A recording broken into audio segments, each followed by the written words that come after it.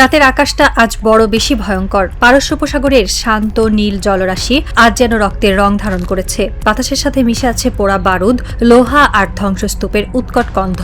গত মাসের সেই বহু কাঙ্ক্ষিত যুদ্ধবিরতি চুক্তির কথা কি মনে আছে? জেনেভার টেবিলে বসা পরাশক্তির নেতাদের সেই হাসি মুখ, শান্তির সাদা পায়রা ওড়ানোর সেই নাটক, আজ সেই চুক্তির দলিল কেবলই এক দগ্ধ কাগজ যা পারস্য উপসাগরের নোনা হাওয়ায় উড়ে বেড়াচ্ছে। আজ টানা ষষ্ঠ রাত, অন্ধকার চিরে কান ফাটানো গর্জনে ধেয়ে আসছে মার্কিন স্টেলথ বোম্বার আর ক্রুজের ক্ষেপণাস্ত্র। আকাশ থেকে যেন বৃষ্টির মতো ঝরে পড়ছে আগুন, মাটি কাঁপছে, সমুদ্র ফুঁসছে। আর এই ধ্বংসযজ্ঞের মাঝখানে দাঁড়িয়ে পুরো মধ্যপ্রাচ্য আজ এক আক্ষরিক নরককুণ্ডে পরিণত হয়েছে। বিশ্ব রাজনীতির দাবার বোর্ডে আর কোনো লুকোচুরি রইল না। ছায়াযুদ্ধের পর্দা সম্পূর্ণ ছিঁড়ে গেছে। এখন শুধু মুখোমুখি দাঁড়িয়ে আছে দুটি বেপরোয়া শক্তি। একদিকে দাম্ভিক পরাশক্তি যুক্তরাষ্ট্র, অন্যদিকে অদম্য প্রতিরোধের প্রাচীর ইরান। শুরু হতে যাচ্ছে আধুনিক ইতিহাসের সবচেয়ে ভয়াবহ, সবচেয়ে রক্তক্ষয়ী এবং সর্বগ্রাসী এক অধ্যায়ের।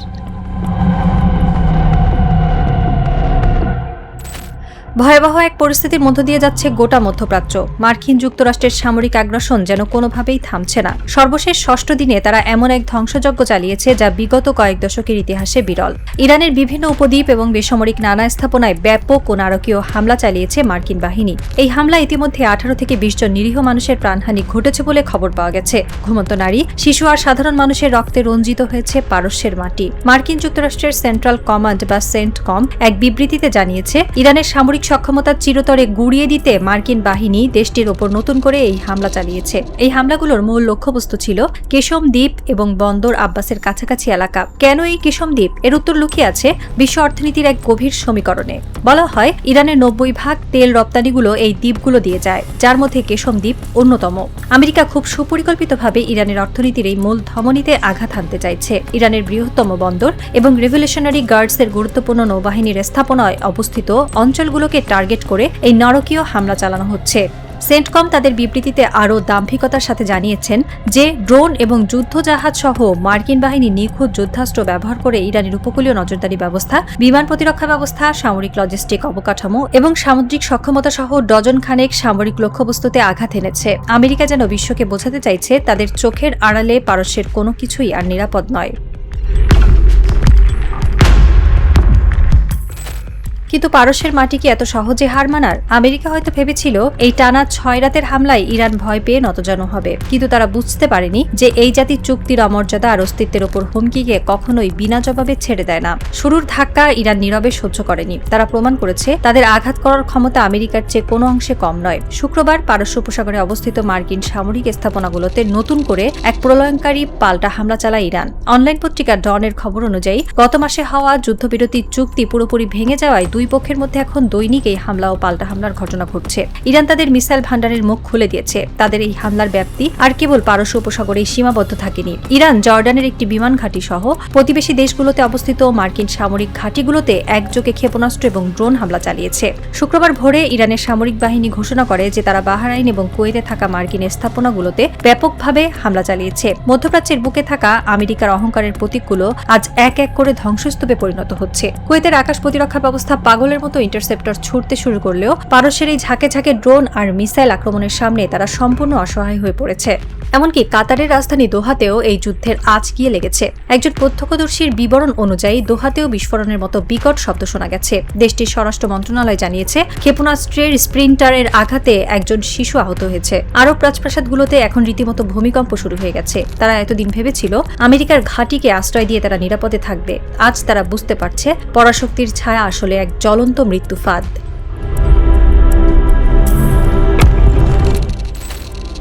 এই রেশারেশির মাঝখানে সবচেয়ে বেশি বিপদে পড়েছে বিশ্ব অর্থনীতি। যুদ্ধের এই দামামার মধ্যে সবচেয়ে বড় ধাক্কাটি এসেছে হরমুজ প্রণালী থেকে। বিশ্বের জ্বালানি, রাজনীতির প্রাণকেন্দ্র, তেল এবং গ্যাস পরিবহনের সবচেয়ে গুরুত্বপূর্ণ পথ এই হরমুজ প্রণালী। কিন্তু এই উত্তেজনা বৃদ্ধির ফলে এই প্রণালীতে নৌযান চলাচল পুনরায় সম্পূর্ণ বন্ধ হয়ে গেছে। এক সপ্তাহ বিরতির পর আবার আলোচনা শুরু হওয়ার কথা ছিল। বিশ্ববাসী ভেবেছিল হয়তো কূটনীতির টেবিলে কোনো সমাধান আসবে, কিন্তু এখন সে আলোচনার আর কোনো ইঙ্গিত নেই। বরং বুধবার থেকে তেহরান এই প্রণালীতে নতুন করে তাদের নিজস্ব অবরোধ শুরু করেছে।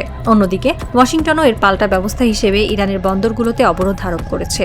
হরমুজ প্রণালী বন্ধ হওয়ার খবর ছড়িয়ে পড়ার সাথে সাথেই বিশ্ববাজারে জ্বালানি তেলের দাম রকেটের গতিতে বাড়তে শুরু করেছে। মাত্র কয়েক ঘন্টার ব্যবধানে অপরিশোধিত তেলের দাম 11 থেকে 12% বেড়ে গেছে। ইউরোপের শিল্প কারখানাগুলো থেকে শুরু করে এশিয়ার বাজার সব জায়গায় এখন চরম আতঙ্ক।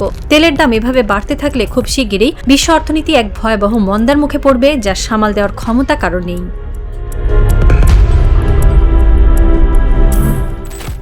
পরিস্থিতি যে কেবল হরমুজ প্রণালীতেই আটকে থাকবে এমন ভাবার কোনো কারণ নেই। রয়টার্সের সূত্র থেকে পাওয়া খবর অনুযায়ী এক নতুন এবং ভয়াবহ আশঙ্কার কথা সামনে এসেছে। ওয়াশিংটন যদি ইরানের অবকাঠামোতে তাদের এই নারকীয় আঘাত অব্যাহত রাখে, তবে তেহরান তাদের আরেকটি মোক্ষম তুরুপের তাস ব্যবহার করতে পিছপা হবে না। তারা ইয়েমেনের হুথিদের লোহিত সাগরের প্রবেশদ্বারে অবস্থিত আরেকটি অত্যন্ত গুরুত্বপূর্ণ জলপথ বাব আল মানদেব প্রণালী বন্ধ করার জন্য প্ররোচিত করতে পারে। গত সপ্তাহেও ইরান এই প্রণালীর একটি করিডোর দিয়ে চলাচলকারী জাহাজে আঘাত এনেছিল। তার মানে শুধু হরমুজ প্রণালী নয়, লোহিত সাগরে অবস্থিত বিশ্ব বাণিজ্যের এই গুরুত্বপূর্ণ প্রবেশদ্বার বাব আল মানদেব প্রণালীও যদি বন্ধ করে দেওয়া হয়, তবে পুরো বিশ্বের সামুদ্রিক বাণিজ্য আক্ষরিক অর্থেই পঙ্গু হয়ে যাবে। ইউরোপ থেকে এশিয়ায় আসার সংক্ষিপ্ত পথ সুয়েজ খাল অকেজো হয়ে পড়বে। পণ্য পরিবহনের খরচ এমন এক পর্যায়ে পৌঁছাবে যা পুরো বিশ্বের জন্য এক দুর্ভিক্ষ ডেকে আনবে। এটি এক এলোমেলো শ্বাসরুদ্ধকর পরিস্থিতি। এর পরিণতি কোথায় গিয়ে শেষ হবে তা আপাতত কেউ বুঝতে পারছে না।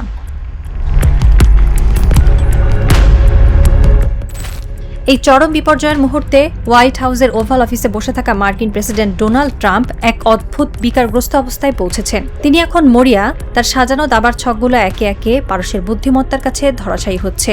পরাশক্তিরা যখন খাদের কিনারায় এসে দাঁড়ায়, তখন তারা প্রায়শই ফাঁকা আওয়াজ এবং বেপরোয়া সিদ্ধান্তের আশ্রয় নেয়। ট্রাম্পও ঠিক তাই করছেন। তিনি ব্যাপকভাবে হামলার হুমকি দিচ্ছেন। তিনি হুঙ্কার দিয়ে বলেছেন যে এক সপ্তাহের মধ্যে সবকিছু গুড়িয়ে দেবেন তিনি। তার এই আস্ফালন প্রমাণ করে যে সামরিক দিক থেকে আমেরিকা হয়তো অনেক শক্তিশালী, কিন্তু আদর্শিক এবং কৌশলগত দিক থেকে তারা কতটা দিশেহারা হয়ে পড়েছে। কিন্তু ট্রাম্পের এই হুঙ্কার পারস্যের মাটিতে কোনো প্রভাবই ফেলতে পারছে না। তারা জানে আমেরিকার এই অস্ত্র ভাণ্ডার অসীম নয়। তারা জানে হাজার হাজার কিলোমিটার দূর থেকে যুদ্ধবিমান আর রসদ এনে দীর্ঘমেয়াদী যুদ্ধ চালিয়ে যাওয়া আমেরিকার জন্য কতটা কঠিন। আর এই দুর্বলতাটি কাজে লাগিয়েই ইরান তাদের প্রতিরোধ চালিয়ে যাচ্ছে।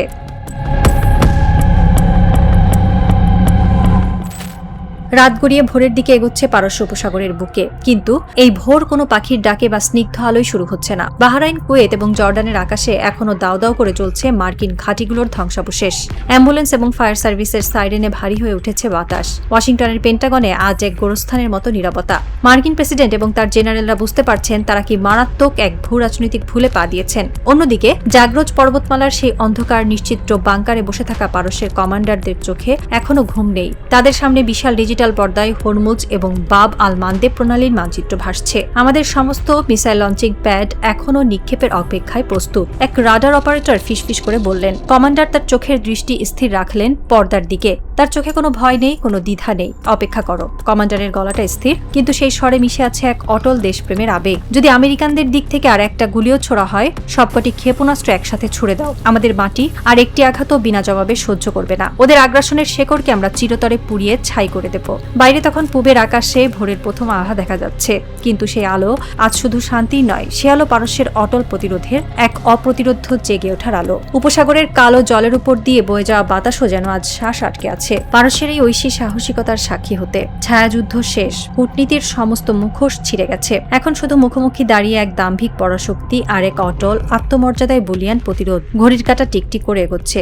রাডারের পর্দায় যে কোনো মুহূর্তে ফুটে উঠতে পারে সেই ভয়ঙ্কর লাল সংকেত। আরব দেশগুলোর মাটি কি আজ পারস্যের ক্রোধে ভস্মীভূত হবে, নাকি আমেরিকা নতুন কোনো ধ্বংসের খেলায় মেতে উঠবে? সাসপেন্সের এই চরম মুহূর্তে পৃথিবী আজ খাদের একেবারে কিনারায় দাঁড়িয়ে টলমল করছে।